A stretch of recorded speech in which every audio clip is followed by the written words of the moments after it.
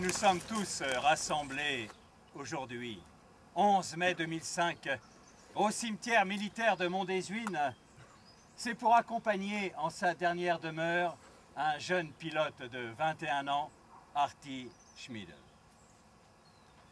Comme beaucoup de jeunes Européens, Artie Schmidl a été pris dans ce drame humain que fut la Seconde Guerre mondiale. J'ai vu le pantalon et j'ai compris que les jambes avaient dû être broyées par le choc. On m'a dit, l'avion a percuté le terrain marécageux à 900 km/h, paf. On m'a dit, on a retrouvé ses bottes qu'en charpie, c'est dire. Ah, si les hommes n'avaient pas été aussi fous et stupides! N'en faites pas trop d'eau, s'il vous plaît. Et puis Artie n'était pas un imbécile. S'il avait voulu, il aurait pu devenir philosophe et travailler sur Kant et Hegel, auprès de la cheminée, après une bonne balade en raquette sous la neige. Mais il a préféré aller à l'école d'aviation de Schleising. Et c'était la guerre. Non!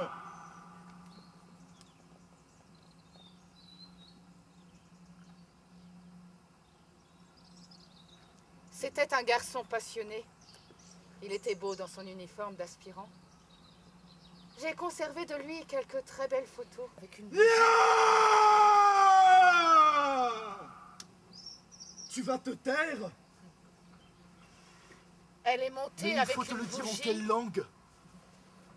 Tu ne comprends donc rien à rien? Va-t'en. Allez hop. Raus. Hop hop hop. Dégage, Margot. Tu n'as rien à faire ici, je suis mort il y a longtemps. Je me suis fait abattre comme un bleu par un chien d'américain. Paf! Une balle de 12-7. Et j'ai piqué sur le champ boueux de la Croix-Verte. Tu m'as un peu attendu et un peu pleuré. Tu t'es remarié à Neudorf avec Gunther Schmidl. Rends-toi compte. Gunther Schmidl. Il est mort, Gunther Schmidl. À présent, tu es veuve. À ton tour, maintenant, tu attends la mort. C'est fini. On n'en parle plus. Tout est rentré dans l'ordre. Maintenant, tu dégages ou je te bouffe la tête. Artie, Ah, tu ne sais pas que nous sommes dans une époque où les gens commencent à comprendre qu'ils ont une mémoire de l'événement qui les traverse? Les gens comprennent enfin que la guerre, les tsunamis et les secrets de famille pèsent concrètement et quotidiennement sur leur vie. Et les gens, ça les prend comme ça, se mettent alors à fouiller, à creuser pour trouver de petites traces du passé qui les excitent et déculpabilisent leur petite vie médiocre. Et ils sortent de leur marécage des types comme moi. Parce qu'ils pensent qu'en se ressourçant alors au passé, ils vont comprendre quelque chose sur le plus profond d'eux-mêmes. Mais qu'est-ce qu'ils ont trouvé de moi? Il n'y avait plus rien qu'un peu de chair, des bouts de poumons et mes couilles.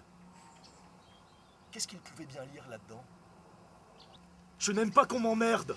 Ça ne leur coûte rien de se recueillir et de pleurer 60 ans après. Ça facilite la lourde digestion des morts. Artie, pourquoi tu es rentré dans les jeunesses hitlériennes? Je voulais être aviateur. Pour être aviateur en 1940, il fallait rentrer dans les jeunesses hitlériennes. Mais tous les aviateurs allemands ne sont pas passés par les jeunesses hitlériennes à cette époque. Je ne suis pas le nazi, si c'est ça que tu essaies de me faire dire. J'étais un officier de l'aviation, et les officiers de l'aviation n'étaient pas des nazis. Nous faisions notre travail sans nous occuper de l'idéologie des uns et des autres. Artie, sur 3 de ces insignes, il y a une croix nazie.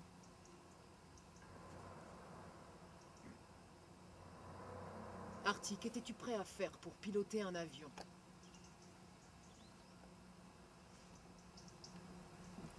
Mais qu'est-ce que tu y connais, toi? Qu'est-ce que tu connais de la complexité de la vie de cette époque? Et tu es qui pour me juger?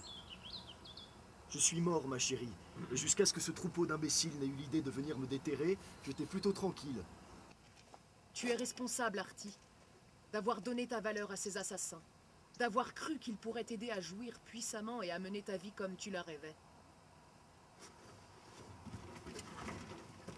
Qu'est-ce qui t'a empêché de passer ta vie dans la forêt avec Margot? Hein? Pourquoi tu n'es pas mort paisiblement, ou bien en glissant sur une merde à 75 ans qu'un sanglier aurait déposé sur le pas de ton chalet de la Saxe?